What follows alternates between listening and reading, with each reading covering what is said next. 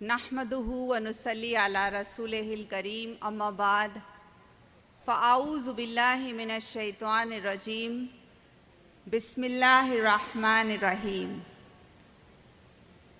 قوا انفسکم واہلیکم نارا بسم اللہ الرحمن الرحیم انما اموالکم واولادکم فتنہ بسم اللہ الرحمن الرحیم رب اشرح لی صدری ویسر لی امری واحلل عقدۃ من لسانی یفقہوا قولی۔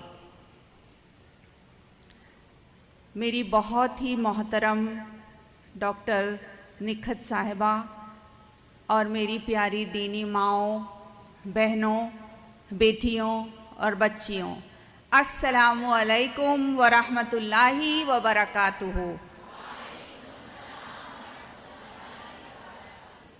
الحمدللہ الحمدللہ الحمدللہ رب العالمین۔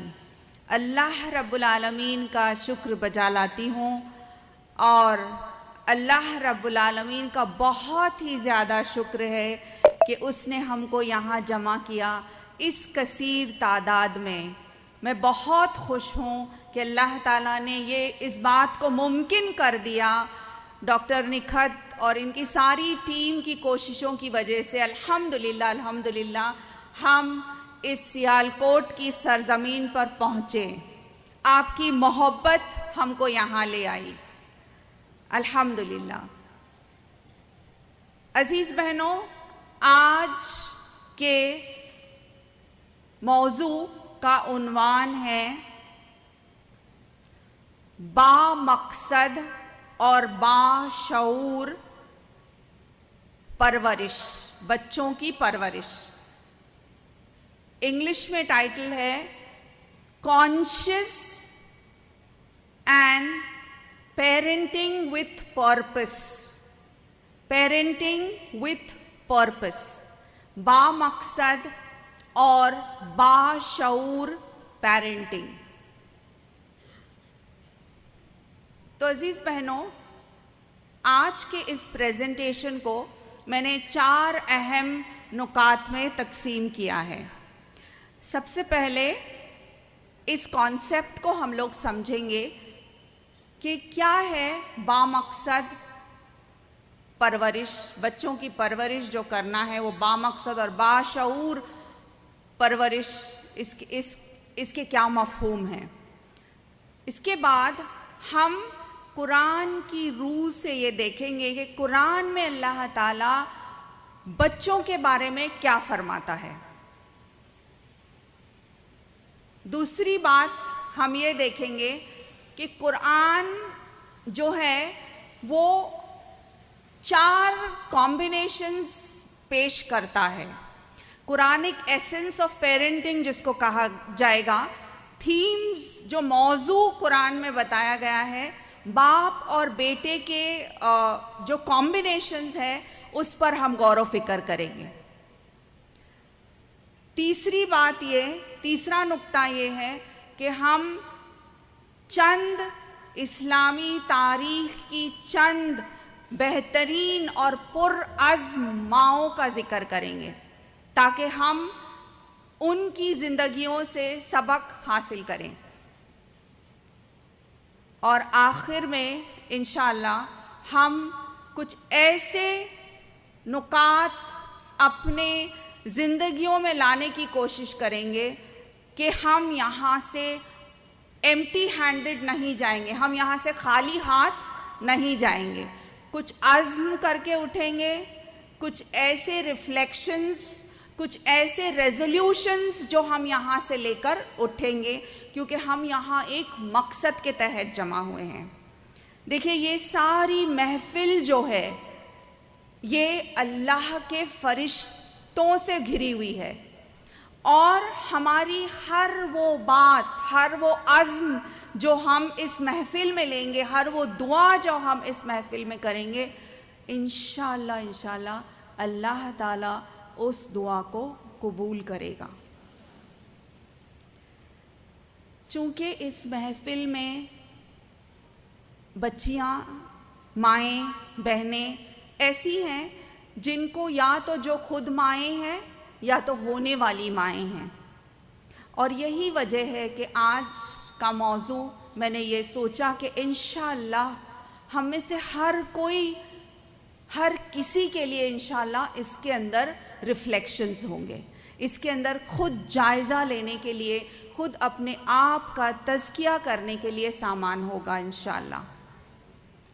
تو عزیز بہنوں، یہ کانسیپٹ جو ہے باشعور اور با مقصد بچوں کی پرورش کرنا، کانشیس پیرنٹنگ یا purposeful parenting, parenting with a purpose, اس کو سمجھنے کے لیے میں ایک مثال آپ کو دوں گی. کچھ سال پہلے ایک ڈاکیومنٹری نکلی تھی جس کا ٹائٹل تھا دا پاور آف سپلیکیشن، یعنی کہ دعاؤں کی قوت، دعاؤں کے اندر جو قوت ہوتی ہے، اس کے بارے میں نان مسلمز نے کچھ ریسرچ کی اور اس کو ایک ڈاکیومنٹری کے شکل میں شائع کیا. اس کا کیا نتیجہ تھا اور وہ ریسرچ کیا تھی؟ انہوں نے کیا کیا کہ انہوں نے 2 سیٹ آف پلانٹس لیے، پودوں کو 2 سیٹ آف پودے جو ہے بیج ڈالے اور ان کو اگایا گیا. پورا ایٹماسفیئر سب کچھ دونوں کا بالکل یکساں تھا. In A set of plants اور B set of plants, okay. A group plants کو اتنا ہی سورج، پانی، کھاد، سوئل سب کچھ ویسا ہی دیا گیا جیسے کہ بی سیٹ آف پلانٹس کو دیا گیا، اوکے. فرق صرف یہ تھا کہ اے سیٹ آف پلانٹس کے لیے بہت دعائیں کی گئی اور بی سیٹ آف پلانٹس کے لیے کوئی دعا نہیں کی گئی. اے سیٹ آف پلانٹس کے لیے پرٹیکولر دعائیں کی گئی کہ اس کے پھول ایسے ہوں، اس کے پھل ایسے ہوں. ایک ویژن جو ہے دیا گیا اے سیٹ آف پلانٹس کے لیے. بی سیٹ آف پلانٹس کو بس یوں ہی اگنے کے لیے، اس کی پرورش ہونے کے لیے چھوڑ دیا گیا.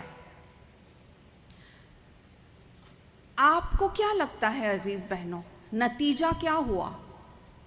یہ نان مسلمز یہ ریسرچ اور یہ ڈاکیومنٹری کی پوری ریسرچ کر رہے ہیں. ہمارا تو اعتقاد ہے اور ہم اللہ سے گہرا ربط اور تعلق قائم کرتے ہیں دعاؤں کے ذریعے، رائٹ. لیکن یہ تو نان مسلمز ہیں جو کہ المائٹی سے، جو کہ خالق اور مالک سے دعائیں کر رہے ہیں.